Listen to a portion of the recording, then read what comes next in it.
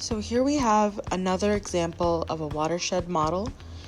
We are going to demonstrate what happens to a watershed when there's actually things on the land, like houses, a mall, farmland, factories, all the different things that make society run, things that humans use, we are going to show on land. So all of these things create waste.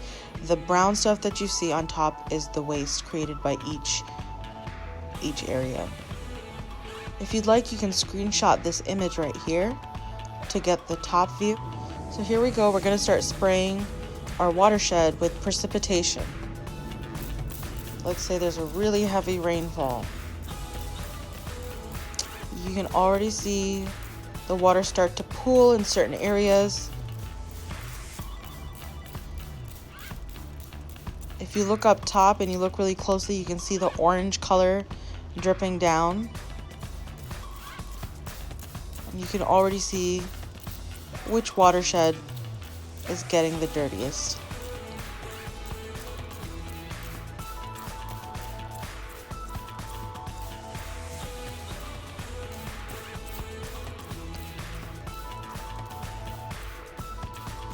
I'm going to continue to spray for as long as I can until I start to see a significant amount of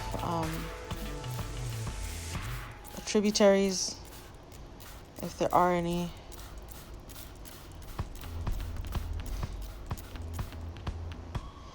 Alright, now we're going to take a closer look. As you can see, the watershed with all the houses and the mall had the most pollution. So as you can see, this watershed was the most polluted out of all of them. It had the most houses on it. Over here, this watershed over here was also very, very polluted. If you can't see the difference, even though it has less water, it has the dirtiest water out of all of them because it's so concentrated. The runoff was very highly concentrated. All of it, because it was also on a steep area, all of it goes down into this basin right away instead of getting a chance to pool over here, so the water doesn't even get a chance to collect and dilute the pollution a little bit.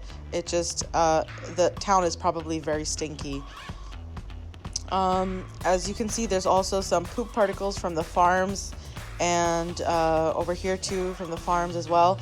The pudding that I used to represent the poop and the waste, it didn't mix really well with the water, so you can't really see the effect of pollution from the farm waste. So this model has its limitations in terms of how much it shows us the effect of the waste from farmland, but it definitely does a good job of showing us human waste from the houses and from the mall. So as you can see, there are several different watersheds here. This one actually mixes into the other watershed because of the gravity in this area, probably from sitting on my notebook a certain way. So let's count how many watersheds we have here. We have one in the corner right here. We have a second one over here. So all this water goes into this basin, right? So it's all part of one big watershed. So that's two. We'll count this as a separate one, 3.